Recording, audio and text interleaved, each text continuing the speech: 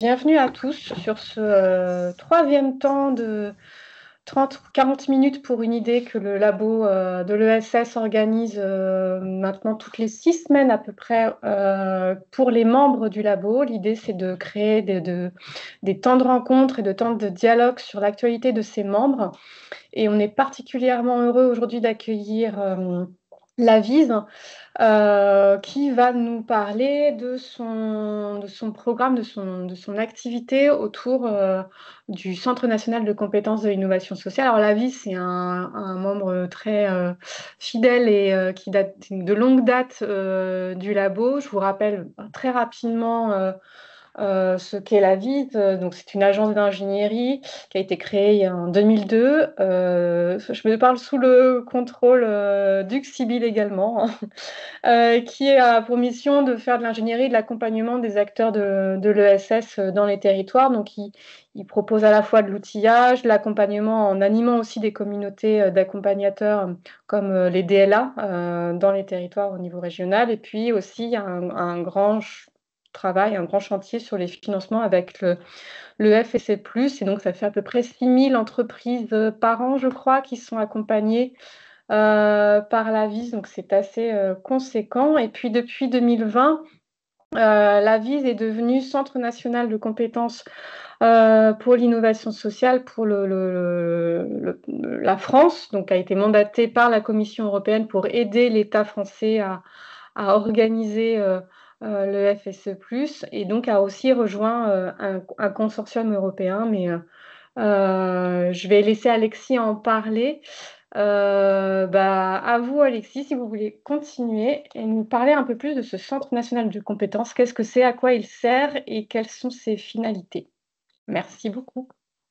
Merci Amélie, bonjour à toutes et tous, merci pour l'invitation. Peut-être pour compléter, effectivement, donc la VIS, on est une trentaine de personnes, mais c'est pas avec nos 60 petits bras qu'on accompagne 6000 structures par année, c'est le dispositif euh, local d'accompagnement, le DLA, qui effectivement accompagne autant de structures chaque année et que la VIS, comme vous l'avez dit, anime au niveau national et depuis maintenant plus de 20 ans en effet.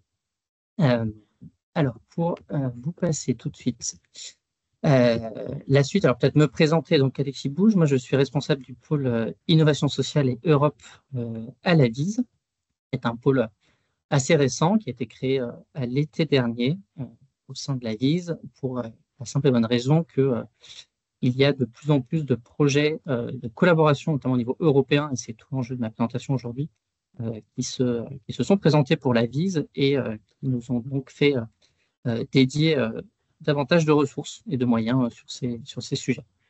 Donc, ravi d'être là.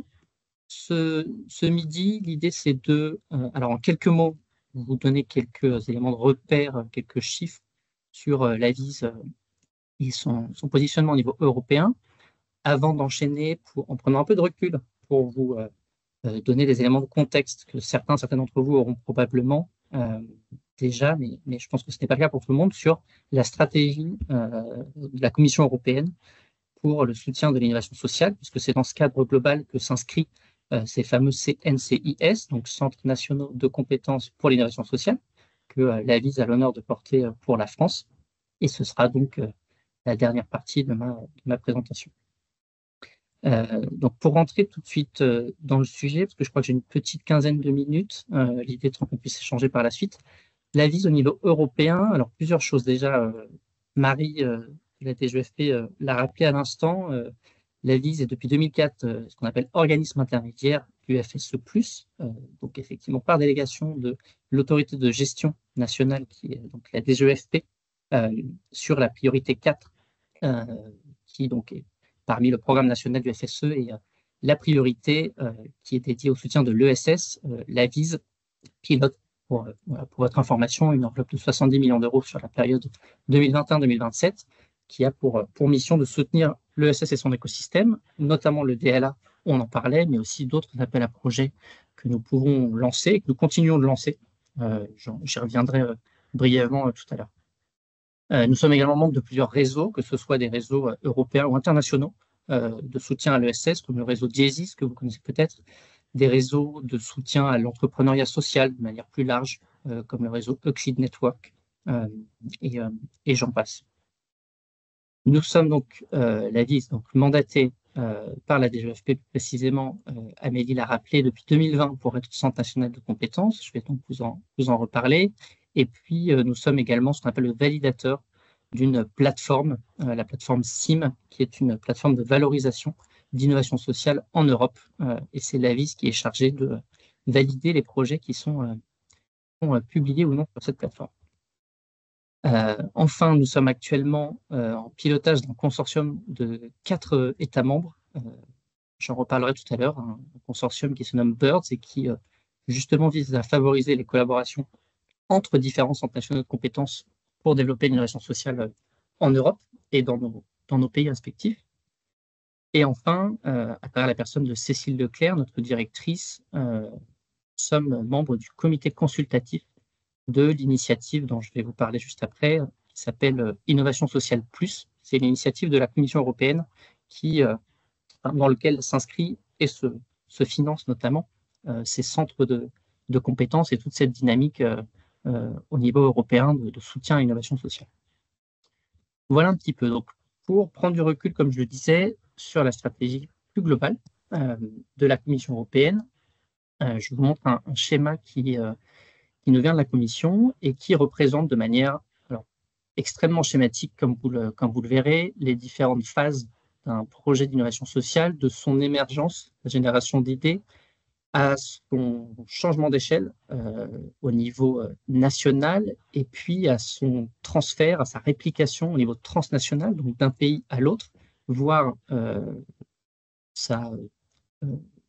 des réformes, donc la généralisation de l'innovation sociale, peut-être des réformes de politique publique qui s'en suivraient.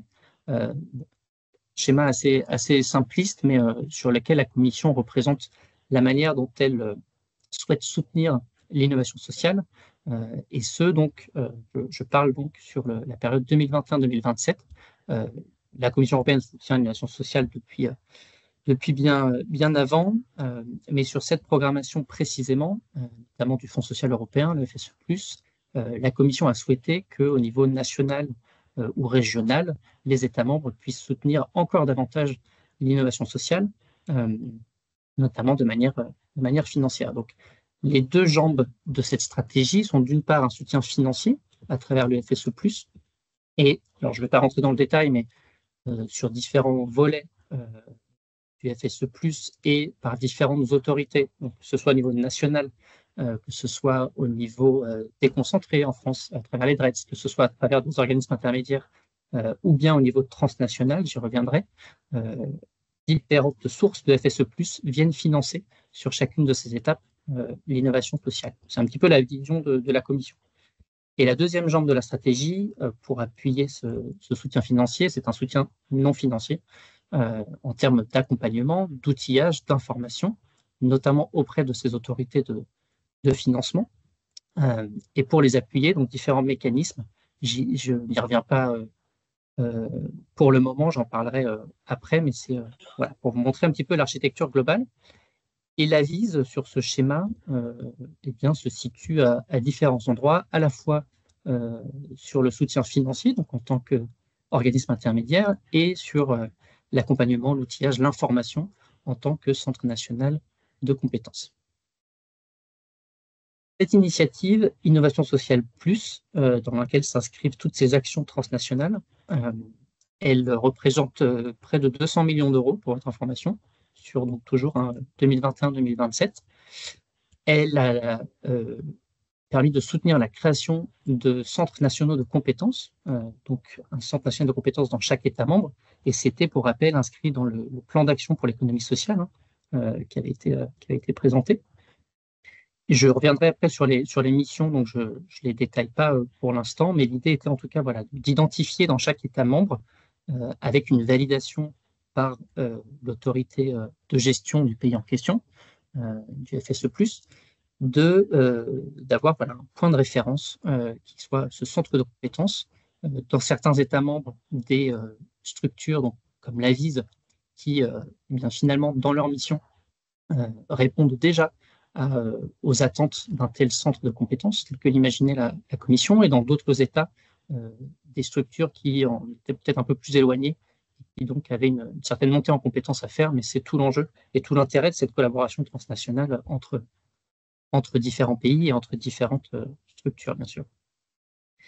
Et au niveau européen, ces centres de compétences sont animés, et surtout ce partage de connaissances, d'expertise est animé par un centre européen de compétences qui est piloté par l'agence du FSE lituanienne, qui donc d'une part anime ces échanges et cette communauté, et d'autre part lance des appels à projets au niveau transnational pour soutenir le changement d'échelle et le transfert. Un exemple récent, relativement récent que je peux vous donner, c'est un appel à projet qui date de l'année dernière, qui visait à soutenir le transfert de pratiques et l'essaimage d'approches visant à lutter contre le chômage de longue durée. Typiquement, Territoire zéro chômeur de longue durée, initiative française que l'on connaît bien, fait partie des projets qui ont candidaté et qui s'est allié avec d'autres initiatives similaires ailleurs en Europe. Et d'ailleurs, des ZCLD en France travaillent avec la Belgique, l'Italie, entre autres, si je ne me trompe pas, et le travaillait déjà. Mais voilà, le rôle de ce centre européen de compétences, c'est aussi de financer ce transfert. Si vous vous rappelez le schéma que je vous ai montré précédemment, on est dans cet essaimage hors des frontières, qui est un peu la vision de la Commission. Et enfin, pour valoriser les initiatives d'innovation sociale prometteuses de l'ensemble des États membres, une plateforme qui a été créée, qui s'appelle la plateforme SIM, que vous pouvez consulter. Il y a quelques projets français qui y sont renseignés, et nous travaillons à ce que ce soit davantage renseigné. Alors, non pas pour avoir une visée exhaustive, et non pas pour remplacer d'autres initiatives qui avaient pu voir le jour en France, comme le Carrefour des innovations sociales que vous devez connaître, mais du moins pour valoriser, d'une part, les initiatives qui ont bénéficié de fonds européens, ou qui pourraient en bénéficier et qui sont dans un stade justement d'essaimage et de changement d'échelle. Pour vous en dire un petit peu plus sur les centres nationaux de compétences, quelques missions clés qui sont indiquées ici. Alors, bon, centre de compétences, c'est un peu dans le nom, cette mission d'outillage, d'orientation des acteurs, d'information, de ressources, de promotion de l'innovation sociale, et notamment de la mobilisation du FSE+, puisque c'est là l'enjeu, vous l'aurez compris, un soutien au changement d'échelle, une contribution à la conception, l'amélioration de politiques publiques de soutien à l'innovation sociale, et c'est notamment les relations que peuvent avoir les centres nationaux de compétences avec les autorités de gestion du FSE, donc la VIS avec la DGEFP notamment. Et enfin, au niveau européen, un rôle de partage d'expérience, comme je le disais, entre États membres et de coopération. Je reviendrai tout de suite sur plus précisément l'AVIS en tant que CNCIS pour la France. Donc Amélie a rappelé la mission de l'AVIS depuis plus de 20 ans, de développer l'économie sociale et solidaire et l'innovation sociale en France. Ce que nous faisons donc au travers 4 missions que vous retrouvez sur cette diapositive, plus précisément voilà, sur l'enjeu d'innovation sociale. Donc, notre première grande mission, qui est une mission d'outillage, donc un centre de ressources, le portail avis.org, si vous ne le connaissez pas, qui recense un ensemble de publications, d'études de cas, de dossiers, de guides produits par l'AVIS, mais bien entendu par l'ensemble de l'écosystème, et qui est disponible en libre accès à destination des porteurs de projets, des accompagnateurs, des décideurs, d'élus, de collectivités, de financeurs. Viennent outiller l'écosystème sur tout un tas d'enjeux, de l'évaluation d'impact, du changement d'échelle, etc.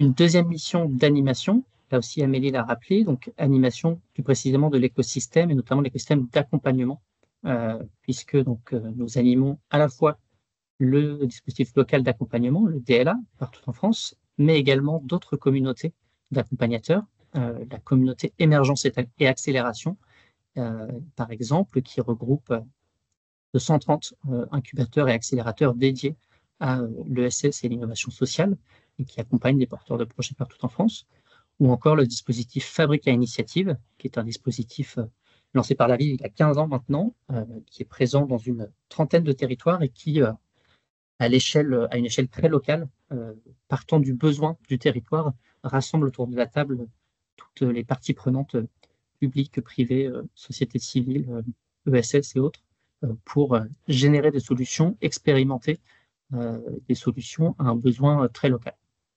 Et d'autres communautés sur lesquelles je passerai. Mais donc voilà, mission d'animation.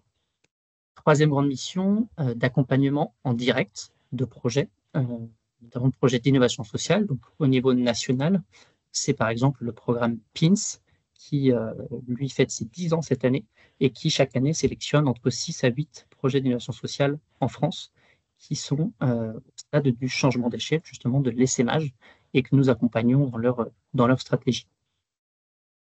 Et enfin, la dernière mission de financement, donc en tant qu'organisme intermédiaire du FSE+, nous financons à la fois les acteurs qui portent le DLA, mais aussi des appels à projets pouvant financer le changement d'échelle d'innovation sociale, donc financement de structures en direct, du financement des accompagnateurs, donc en finançant par exemple des programmes nationaux d'appui au changement d'échelle, ou encore des outils d'évaluation sectorielle.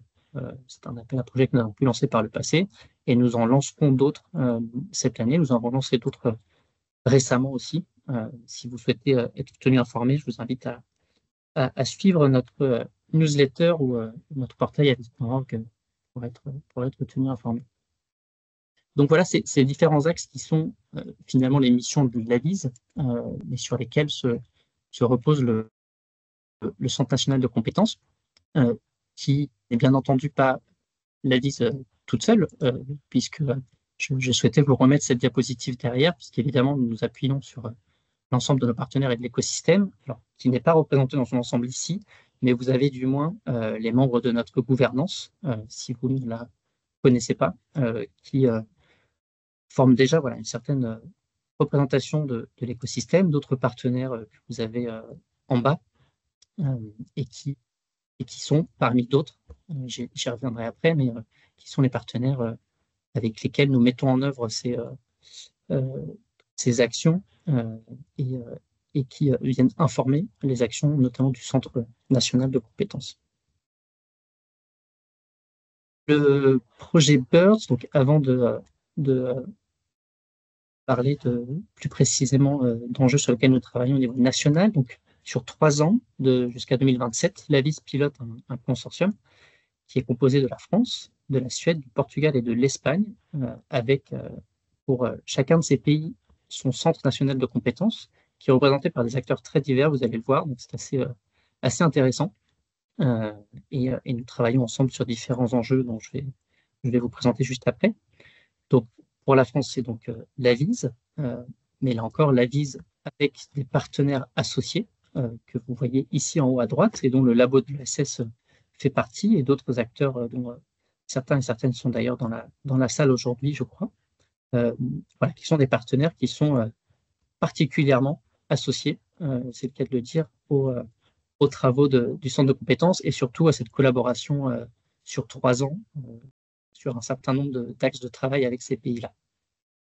Donc pour la Suède, le Centre national de compétences est représenté par une coalition de 8 universités, donc une entrée assez académique qui apporte un regard assez intéressant. Le Portugal est quant à lui représenté par une initiative gouvernementale, finalement une agence publique pour l'innovation sociale. Et enfin l'Espagne, centre de compétences dont l'initiative est portée par le ministère des Droits sociaux, mais qui derrière vise à créer une sorte de cellule interministérielle qui regrouperait la science, la recherche, l'innovation, les droits sociaux, le ministère du Travail, avec l'ESS qui est représenté parmi d'autres. Voilà, donc c'est un travail qui est en cours de leur côté. Mais comme vous le voyez, des acteurs assez divers et avec lesquels nous travaillons sur différents enjeux sur 3 ans que vous avez ici. Donc l'accompagnement à l'émergence de l'innovation sociale au niveau local, le décloisonnement, j'y reviendrai juste après, les enjeux d'évaluation d'impact, peu plus classiques, le soutien au changement d'échelle, les enjeux de financement, et notamment les outils de financement innovants, et des enjeux qui sont travaillés à chaque fois à l'échelle transnationale, donc avec une entrée de comparaison et d'analyse comparée entre les pays, qui est toujours assez intéressante, mais aussi au niveau national. Chaque pays ayant bien sûr son contexte, son écosystème, ses acteurs et ses priorités spécifiques. Et je terminerai donc par vous parler de cet enjeu plus précisément du décloisonnement, puisque c'est ce que l'on m'a proposé de présenter ce matin. Donc l'enjeu de décloisonner les acteurs de l'innovation sociale en France, qui est un axe qui est ressorti d'auditions que nous avons menées dans le cadre d'un projet précédent de 2021-2023 en tant que centre de compétences auprès de différents acteurs nationaux qui nous faisaient part effectivement d'une certaine cloison pouvant exister entre différents acteurs. Le constat étant simple, et je pense qu'il est partagé, mais je serais surtout curieux d'entendre vos retours d'expérience, votre pratique de ce sujet-là, comment vous l'approchez. En tout cas, comme vous le savez, l'innovation sociale étant un moyen, elle est générée et soutenue par différents acteurs au sein d'écosystèmes distincts. Du côté des acteurs publics, vous avez notamment l'ensemble des laboratoires d'innovation publique qui sont animés par la DITP au niveau national, au sein de ministères, au sein de préfectures de régions, de collectivités, qui eh bien, finalement mettent en œuvre ce décloisonnement pour réinventer ou revoir des services publics en partant des besoins des citoyens, des usagers, et en mettant autour de la table agents publics, différents services de l'État, acteurs de l'ESS locaux, etc. Donc, qui sont vraiment dans cette veine-là et qui, dans leurs approches et leurs méthodes d'intelligence collective, de design de services et autres, bien, finalement, mettent en œuvre des démarches qui peuvent relever de l'innovation sociale.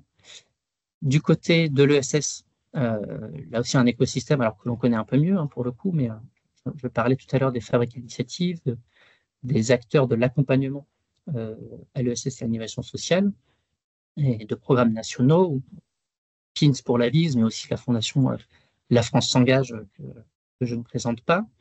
D'autres acteurs encore, plutôt du côté de la recherche-action, ou des acteurs qui sont à l'interstice entre ces deux mondes, comme la 27e région, qui travaille avec des collectivités pour justement revoir un petit peu, apporter de nouvelles méthodes et de nouvelles approches, des acteurs comme Elix et d'autres chercheurs. Cette liste n'est évidemment pas exhaustive, mais c'était pour donner un petit aperçu des acteurs auxquels nous souhaitons nous adresser, et nous adressons actuellement pour essayer d'identifier leurs enjeux. Quand on parle de décloisonnement, qui est un grand mot pour dire des choses simples finalement, mais d'interconnaissance et au-delà de coopération, d'échange d'informations, de méthodes, puisque leurs objectifs étant semblables, de travail au service de l'intérêt général et qui gagnerait donc à être mieux articulés. Merci, et enfin, Alexis. Il nous reste 15 minutes. Ok, je m'arrête là. Non, mais si vous voulez juste faire un message important, la dernière idée, tout à fait. et pour laisser quand même le temps aux gens de poser leurs questions. Merci. Merci. Dernier message. Effectivement, on a lancé un projet avec des étudiants de l'École urbaine de Sciences Po Paris, que vous voyez ici, donc je vais pas relire le titre, mais leurs conclusions seront rendues dans quelques semaines. On ne manquera pas de le repartager. Si vous êtes intéressé, faites-le nous savoir. Ce sera de toute façon accessible. Et enfin, du côté de la VIS, nous on poursuit ce travail-là. Mon message, c'est pour lancer les échanges, comme je disais, preneur de votre perception de ce sujet du décloisonnement, de vos pratiques peut-être, si vous travaillez au sein de l'administration centrale, dans des structures de l'ESS, quel est votre rapport avec ces autres écosystèmes, ces autres sphères. Voilà, intéressé d'en savoir plus, mais je suis aussi là pour répondre à vos questions par ailleurs sur l'ensemble de ma présentation. Donc, je m'arrête là. Merci Amélie. Merci. On va passer à la partie questions. Si vous avez des questions, des réactions sur ce qu'a présenté Alexis, ou des demandes de précision sur des choses sur lesquelles il a peut-être été un petit peu vite et qu'il faudrait redévelopper, n'hésitez pas. toujours la première qui est compliquée. On a Hugues. Je me lance pour. Merci. Bon, d'abord, moi, évidemment, en tant que fondateur de la vie, je suis très fier de ce que j'entends parce que ça me fait énormément de plaisir de voir que non seulement la Vise est utile, travaille, mais cette dimension européenne que j'appelais de mes voeux quand je l'ai créée, elle s'est mise en place et donc j'en suis très, très contente. Bon, le contexte, pour ceux qui ne l'ont pas forcément en tête, est moins favorable un peu aujourd'hui au niveau ESS européenne, dans la mesure où on a eu une belle période avec deux commissaires qui portaient bien le sujet, Nicolas Schmit d'un côté et Thierry Breton de l'autre, qui ont bien travaillé ensemble et qui ont, bon, je ne les reprends pas, mais donc j'attire l'attention des présents ce matin sur le fait que le contexte est moins bon, qu'en particulier Stéphane Séjourné, commissaire français au marché intérieur, a demandé à être déchargé du volet ESS, qui était vraiment dommage.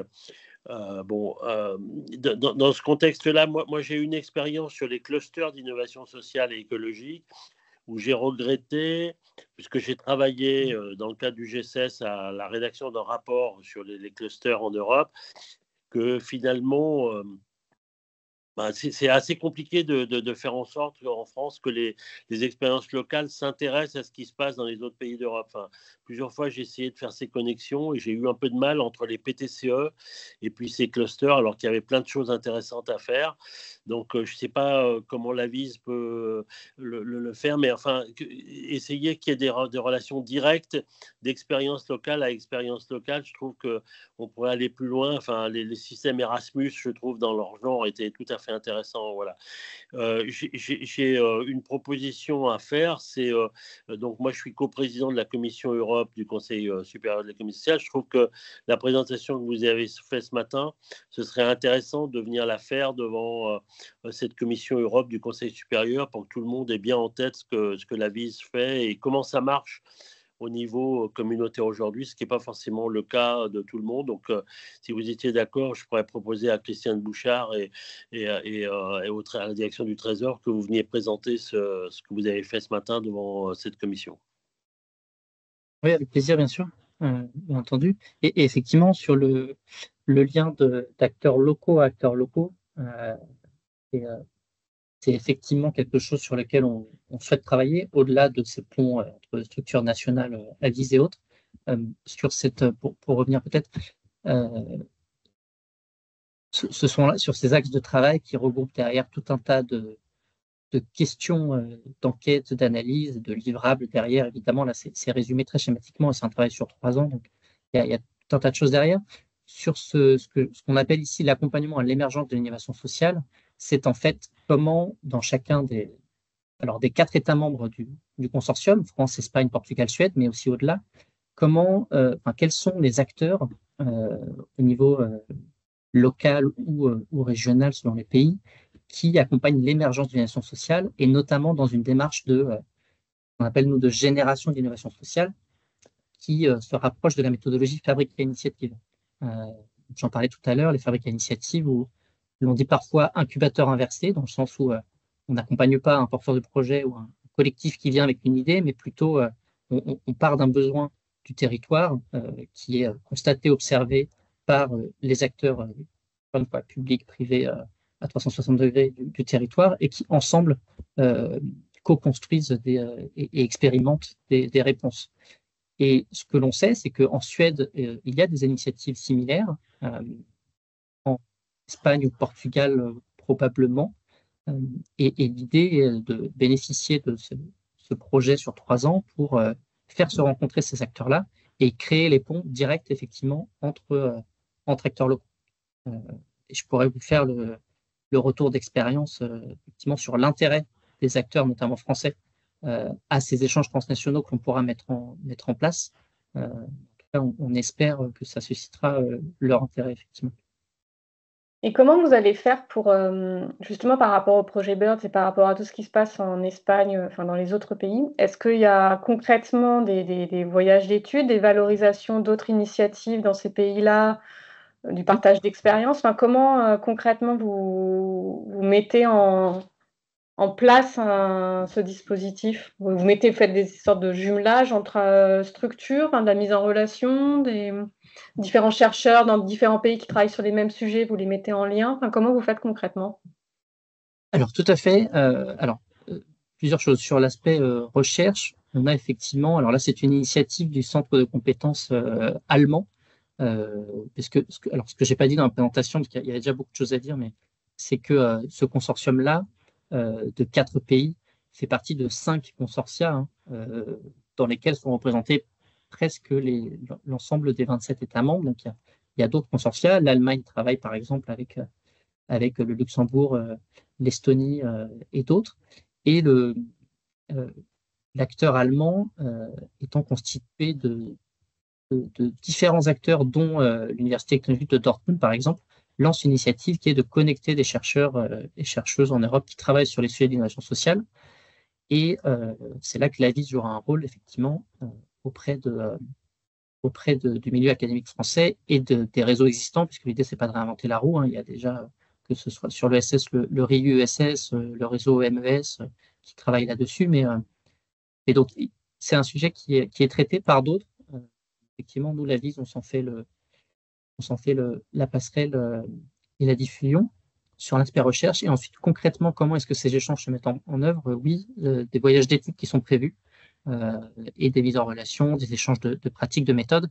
L'exemple que je citais en Suède, c'est dans le comté de Örebro, qui est un comté suédois dans lequel on a depuis des années une alliance de 40 acteurs qui ressemble un peu à l'approche Fabrique et Initiative, qui justement travaille à l'expérimentation d'innovation sociale à un niveau très local et auquel nous irons probablement rendre visite, accompagnés de Fabrique et Initiative ou d'autres acteurs français qui relèvent de cette approche, ainsi que portugais, espagnol. Donc oui. Après, jumelage et autres, c'est oui, d'autres actions qui seront lancées. Merci. Vous avez d'autres questions ou réactions?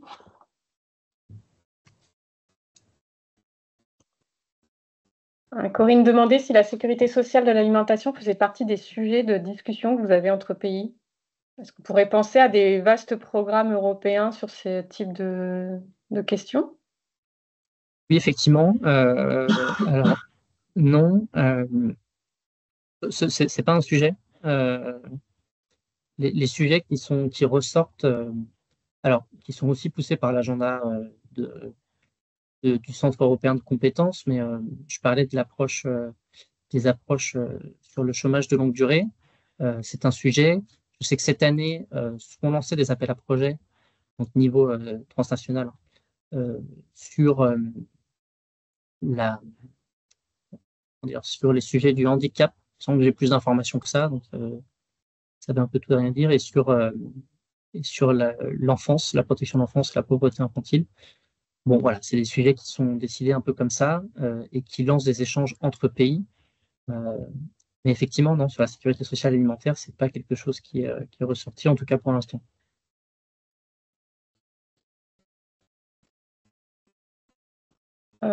Charles Emerick Caffin parlait du FDVA qui fait aussi qui a un plan national sur des consortiums de recherche-action. Est-ce que c'est des choses aussi entre les différentes consortia dont vous parliez? Est-ce qu'il y a des objectifs communs? Parce que là, vous êtes sur un plan qui se termine en 2027, je crois. Oui. C'est quoi, en fait, l'objectif en 2027? Vous serez heureux si vous aurez réussi quoi, en fait? Vous êtes fixé des objectifs là-dessus ou... Alors effectivement, selon l'acteur et le pays en question, certains vous répondront qu'ils seront heureux si un centre national de compétences est sur pied, a trouvé son modèle économique, ses financements et opère. Par exemple, côté espagnol, je vous le disais, c'est le ministère des Droits sociaux qui porte une démarche actuellement pour essayer à travers une cellule interministérielle, de porter ce centre de compétences. Donc ils sont en plein dedans et 3 ans, s'ils ont réussi à lancer quelque chose, ils seront satisfaits. Nous, pour la France, je pense que c'est l'occasion pour l'AVIS. Alors, d'une part, d'aller au-delà de l'écosystème ESS que l'on connaît bien et pour lequel on travaille, et d'aller toucher d'autres acteurs, j'en parlais, mais d'autres acteurs qui portent des démarches qui relèvent de l'innovation sociale, et de faire échanger et décloisonner ces écosystèmes, de se rapprocher aussi du monde de la recherche, avec lesquels nous avons un peu moins de liens, et innovation sociale. Et donc voilà, de développer nos actions sur ces sujets, et au-delà de l'ESS notamment, et en s'appuyant entre autres sur les partenaires associés que j'ai cités tout à l'heure ici. Et si vous les regardez rapidement, les logos, voilà, on a effectivement des représentants du milieu académique, mais aussi Région de France, d'autres acteurs privés, des acteurs tête de pont, acteurs publics. Hugues? Après, on a des objectifs spécifiques sur ces sujets-là, sur le financement, mais bon, je n'entrerai pas là-dedans, mais en tout cas d'avancer sur chacun de ces sujets, et d'observer ce qui se fait d'intéressant ailleurs, et de pouvoir l'infuser en France et de le partager auprès d'acteurs publics privés en France. Voilà, on a des sous-objectifs sur chacun de ces enjeux, mais je n'entrerai pas dans ce détail. Je profite du fait qu'il n'y a pas trop de questions pour une dernière question pour moi. Est-ce que la VIS est en capacité, un peu à la commande, de faire du benchmark, c'est-à-dire, je prends un exemple. Actuellement, au labo, on a publié une note sur le vieillissement, le grand âge. On réfléchit au sujet de petite enfance. Si on demande à la VIS, compte tenu de tout ce que vous avez dit, est-ce que c'est possible d'avoir un benchmark rapide de quelles sont les innovations intéressantes en Europe, pas de manière exhaustive, hein, mais en prenant des choses un peu significatives sur le sujet de la petite enfance, c'est quelque chose que vous êtes en capacité de faire ou non? Parce que assez souvent, les Français ne regardent pas assez ce qui se passe dans les autres pays. C'est un peu compliqué à faire en même temps. Donc, faire du benchmark rapide, pas des choses qui aient une prétention absolue, hein, mais qui serait de dire, ouais, sachez qu'en Europe, sur la petite enfance, il y a des trucs intéressants, au Danemark, en Suède, sur tel et tel aspect. Je trouve que ce serait bien, mais je ne sais pas si c'est possible pour vous de le faire. En tout cas, moi, je pense qu'il y aurait de la demande potentielle de là-dessus, de pouvoir se comparer de manière assez rapide entre la France et d'autres pays d'Europe. Oui, tout à fait.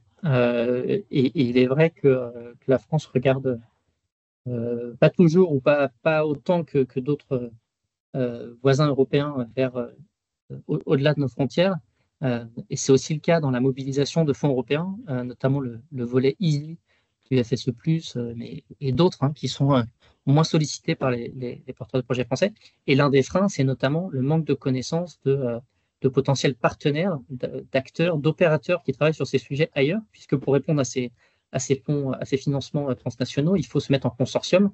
Et les acteurs français nous ont dit plusieurs fois, travaillant sur tel ou tel sujet, exemple le vieillissement, compliqué pour eux d'identifier des partenaires potentiels. Donc la VIS là-dessus a un rôle à jouer effectivement de mise en réseau.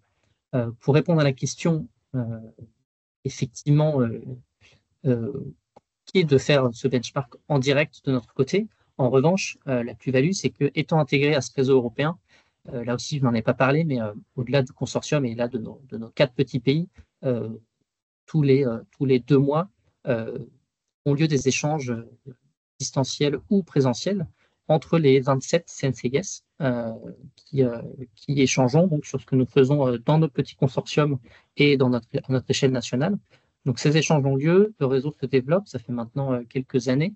Donc effectivement, si commande nous est passée, la VIS est tout à fait dans son rôle de s'en faire le relais et de solliciter des acteurs précis, du moins les centres nationaux de compétences et certains de leurs partenaires de tel ou tel État membre pour se faire le relais de la demande et leur demander de faire remonter des initiatives. Tout comme à l'inverse, si nous étions sollicités par nos collègues allemands ou polonais sur un sujet, nous transmettrions la demande auprès de l'écosystème français et nous sommes nous-mêmes en connaissance d'initiatives un peu remarquables que l'on pourrait leur partager. Donc je pense que la réponse est plutôt là. Et c'est aussi le rôle de la plateforme dont je parlais tout à l'heure, alors qui pour l'instant se cherche un petit peu, cette plateforme SIM, Social Innovation Match, lancée par la Commission européenne, qui est un peu un fourre-tout pour le moment, puisque vous avez à la fois des expérimentations sociales, donc qui sont au stade du prototypage, qui sont renseignées par certains pays, et d'autres, et c'est le choix que nous avons fait, puisque c'était l'ambition originale de la Commission, de ne valoriser sur cette plateforme que les initiatives qui ont atteint un certain seuil et qui ont déjà essaimé, du moins en France, si ce n'est ailleurs, mais du moins en France. Et voilà. Donc cette plateforme apporte aussi une part de réponse à la demande, puisqu'on peut filtrer par thématique, par pays et par thématique, entre autres, les initiatives. Et la plateforme est accessible pour tout le monde? Pour tout le monde, oui. Social Innovation Match, je pourrais mettre le lien, je le retrouve, il est un peu compliqué. Après, voilà, bon, c'est l'enjeu, comme toujours, de ces cartographies d'innovation sociale. C'est dur de viser l'exhaustivité, ça peut vite être rendu obsolète, surtout si on met en ligne des expérimentations qui potentiellement l'année prochaine n'existeront plus. Mais c'est aussi pour ça qu'on choisit de resserrer sur des initiatives d'une certaine ampleur. Ok. Eh ben, on a fait le tour, enfin on n'a pas fait le tour, mais la durée, c'est toujours des durées courtes et un peu frustrantes. Merci beaucoup à tous et à toutes et je vous souhaite une très belle journée. À bientôt. Au revoir.